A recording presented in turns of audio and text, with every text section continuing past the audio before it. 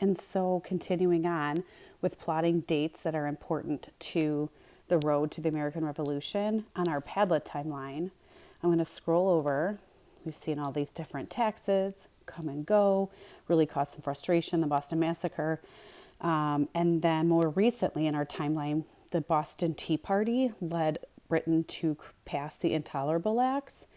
And those Intolerable Acts, as we just learned in this session, really set off the colonists because it was really trying to get back at the Boston Tea Party and try to take back control.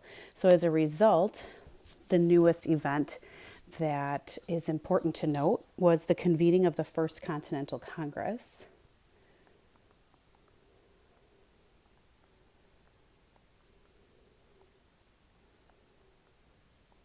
And that took place. It lasted for I think 51 or 55 days, but it started September 5th, 1774.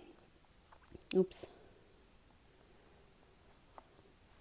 I went back after we last touched base on this timeline and got the specific date for when the Intolerable Acts were passed and found it was June 2nd of 1774. And this just helps me to understand that it was about 3 months later, from June to September, more than that, I'll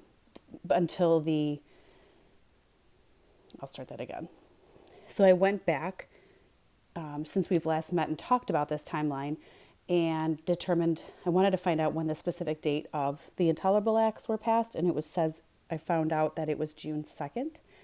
So later that year, when we find out September 5th was when the First Continental Congress met, that tells me that many months later was when the colonists met to try to discuss what their approach was going to be in response.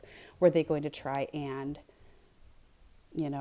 seek forgiveness and try to get along with England and follow these rules, or were they going to go the other route and seek independence? And as we learned in this previous lesson, that they did seek independence and went that path.